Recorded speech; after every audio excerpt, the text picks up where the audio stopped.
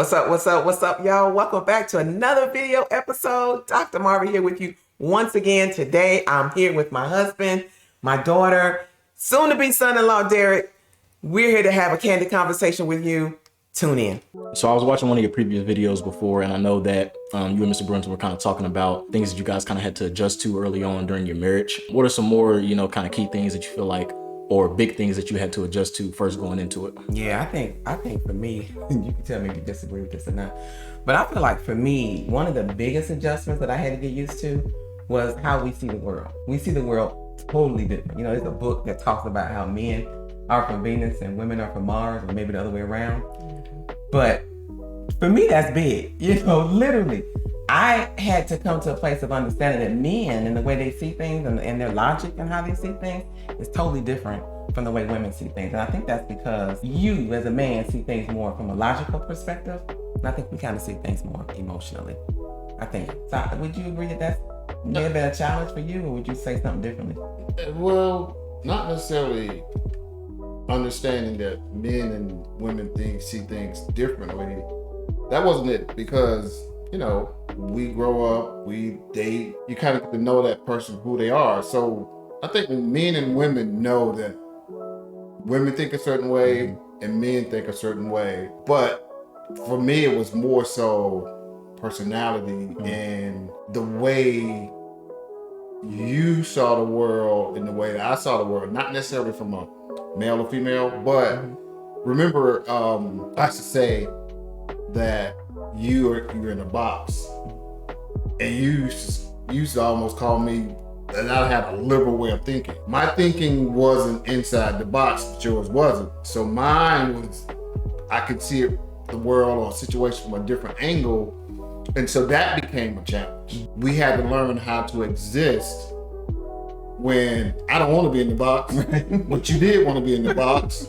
And so that was the challenge. Okay, I can kind of see that.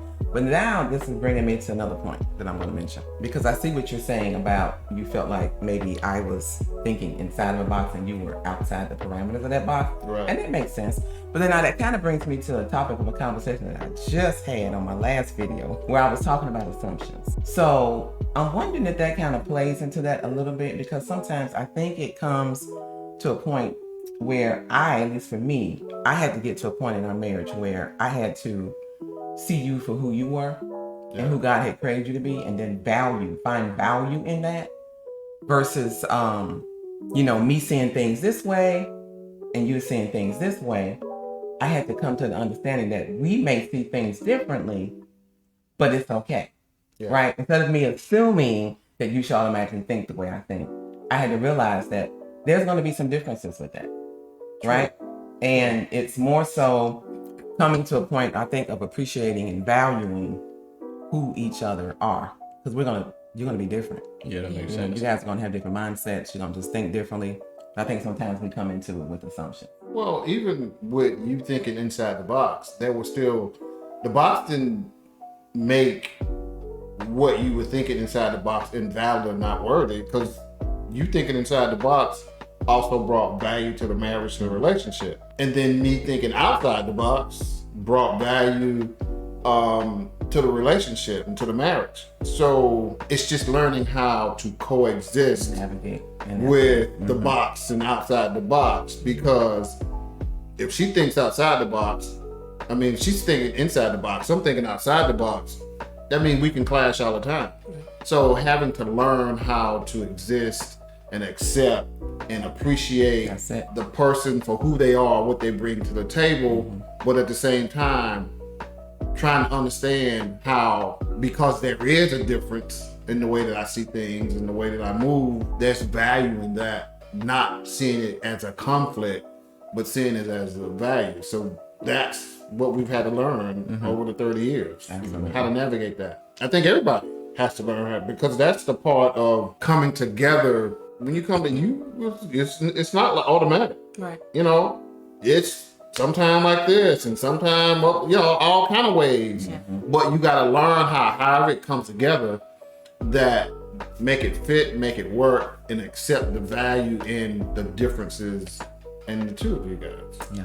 So that's the challenge. Yeah. I guess kind of touching on that, I know you mentioned like, not making assumptions about what you're already looking for like in your marriage and stuff. And I know, Ms. Brunson, you've mentioned before, like you kind of had a vision of, what your wife, wanted to look like, or what you wanted your wife to look like, what your kids wanted to look like. Like, how would you have felt kind of if it didn't shape up that way? People may think it's strange, but because of my family dynamics, where I came from a very close-knit family, we were kind of like that family in the neighborhood that everybody looked up to, wanted to be, and then here it is, I'm 12 years old, and all of that, it splits up, it breaks, right? So for me, when I was going to the 7th grade, it crushed me, it hurt, and I made some decisions within myself, like, I'm not gonna do that to my family. And as I started to look at the world, like, I was that type of kid that would always paid attention to what was going on around me, because, I was,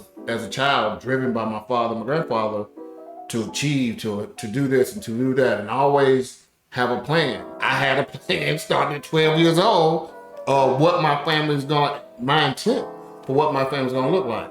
But to answer your question, if it didn't measure up to, if I wasn't able to create that idea of family, it still would have been mine. Whatever it would have looked like, I would have loved it, accepted it, because it was my family. Right. And we've still been doing what we're doing now. Yeah. Still built on that. Right. I just want, because I'm curious, because that what you just asked him is kind of bringing another question to mind for me, for you. Knowing that you had this picturesque view, right, Yep. of what your spouse is going to look like, and how you perceive that to be. Yep. Do you think that could have had any kind of hindrance at all to the initial stages of the relationship, because you had this assumptional view? First and foremost, I am very proud of my family. I'm very proud of my wife, my children, who they are today, what we have put into them to make our daughters who they are today. Very proud of that.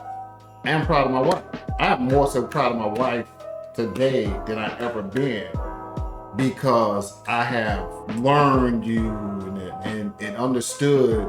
The Bible says that a wife is a blessing to a man. I've always told you, you're my blessing. But I realized over time how much of a blessing that you are, because of what you bring to the table. So those box versus outside the box that we was dealing with, you grow and you mature and be like, that ain't important, or that don't matter. Let me look at what she really brings to the table. So I appreciate you more now than ever before. What was your question again? I don't think that was played so much of a part than what I was saying before. Just having to learn each other and accept each other. I chose you.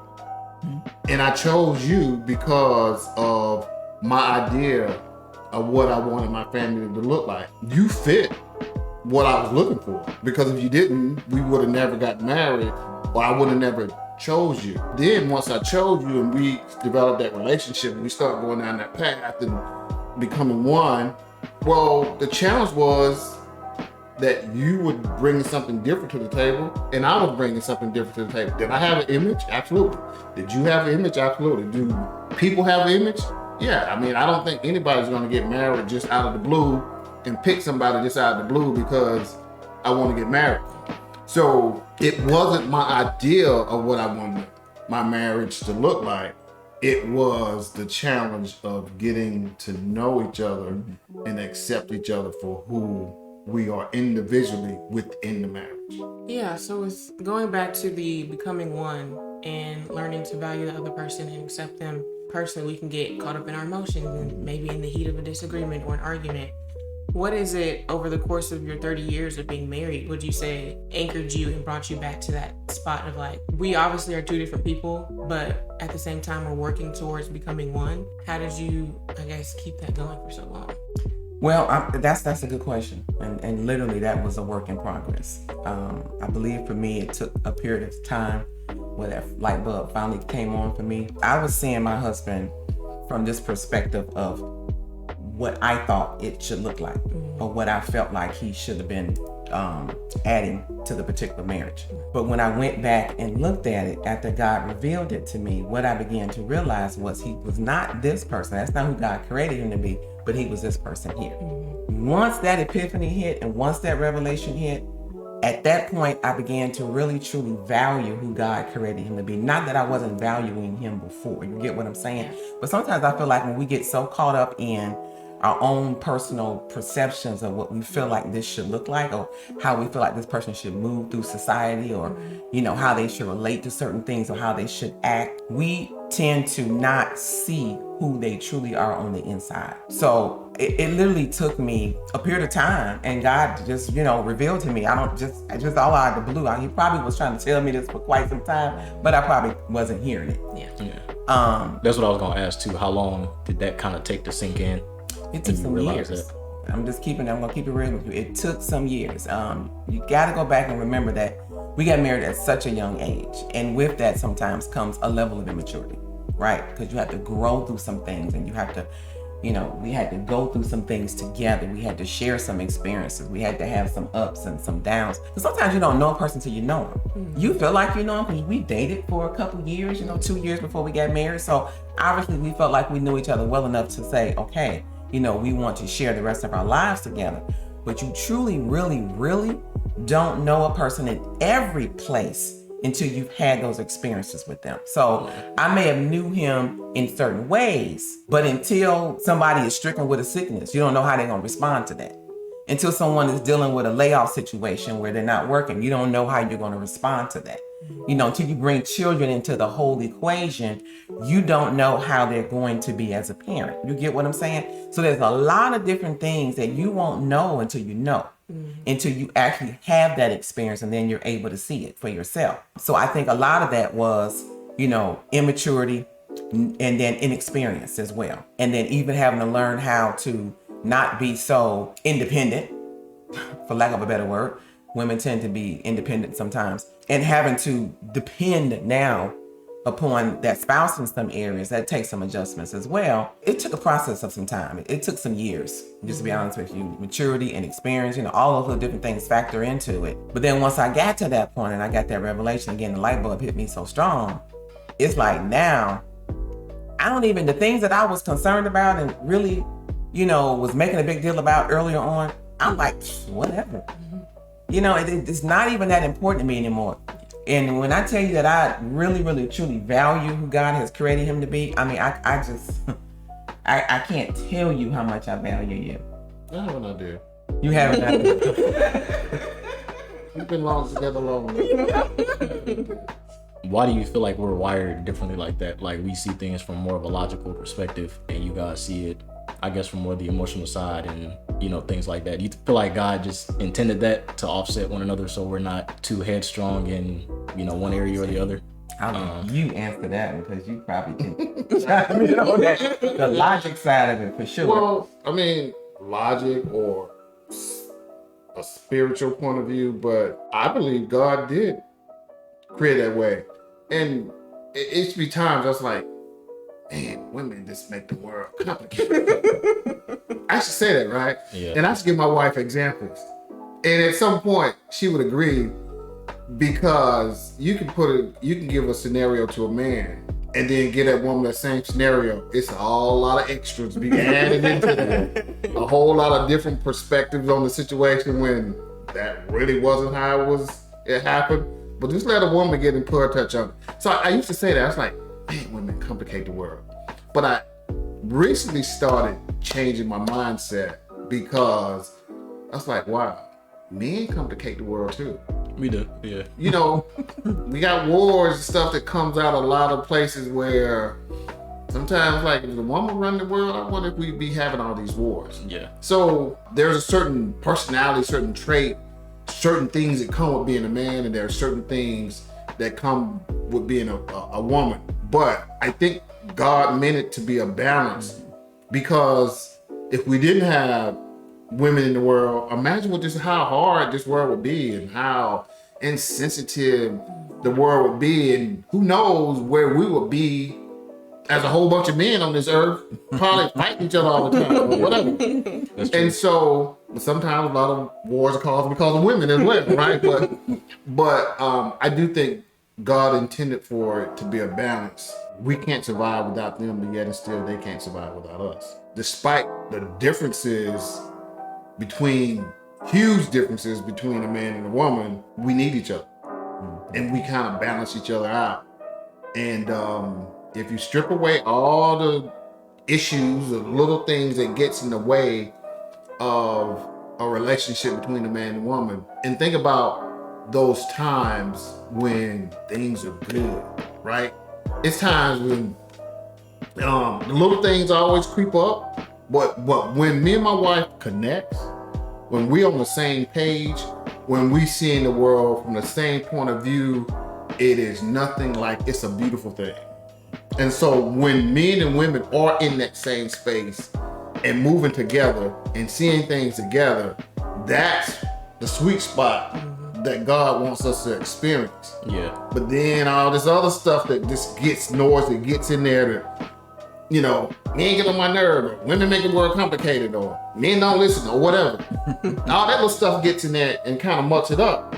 But when all that stuff is separated and the two on the same page, it's a beautiful thing. And I think that's what God really meant for it to be. I feel like also sometimes they bring that aspect of kind of relying on faith, because like I know just from, you know, Lauren as well, and like my mom, just certain situations, I feel like we can just get too pretty much too logical. Like we just looking at, you know, the facts and what it looks like in a, I guess, worldly sense. But it's like sometimes certain situations, like you can literally only just trust God and have faith for it. You know, Absolutely. I feel like they add that kind of to the table as well. Yeah, I think a lot of women can receive from God a lot more or quicker than men. Yeah. A lot of times. You know, unless you just a man that just came up in the church and you dripping God. But women, they receive. You know what I'm saying? In every aspect, the woman is receiving in some kind of way. So they are used to receiving. I think a lot of times women are able to just receive more quickly or quicker than men, because we got all this other stuff, this logic that gets in the way sometimes. So absolutely, I think God just set this thing up just perfectly. We just got to figure out how to work it. I think sometimes people feel like that should be an automatic thing where when you get married, you know, the Bible talks about the two shall become one, but it says you shall be one, right? Yeah. That's a process within itself. You have to learn how to become one. So just because you say I do doesn't mean you're necessarily operating as one right away. Right. That's a process. I mean, that literally takes some time. It takes some years. It's a work in progress. And I think the main thing is just to remain patient through that, right? Because it's challenging. Marriage is definitely something that takes a lot of work. I don't care how well you get along through the dating process. It doesn't mean that there still won't be challenges along the way once you get married, because now you're having to learn each other from a different space, a different mindset. I never forget, and I always bring this up, but I never forget how, you know, you mentioned to me that, you know, once we got married, things were going to be different in terms of, I guess, was it your mindset or your viewpoint or how you saw things than what it was when we were dating? Can you explain that a little bit better? Yeah, the whole point was there was a difference than being a girlfriend versus being a wife, right?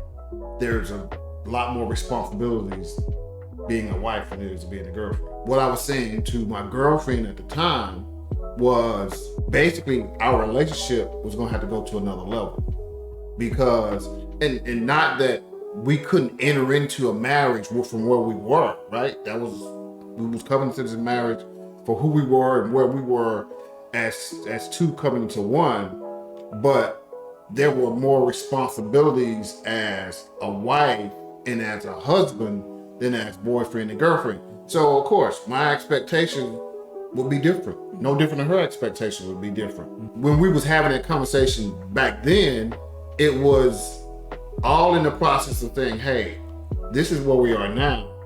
This is what we're trying to get to. And we got to get our minds right, because one day we're going to jump into this thing. We're going to go from literally being boyfriend and girlfriend who could walk away from that relationship at any time to now, bam, jump the broom And now we are husband and wife, and we are committed to each other for life. So that was my point. I was gonna have a different expectation for my wife than I did of my girlfriend, and no different than she would have as me being a husband. So yeah, it's a mindset, but it's a responsibility that you guys are gonna have once you get married to one another. Yeah. And nothing's supposed to get in the way of that. Yeah.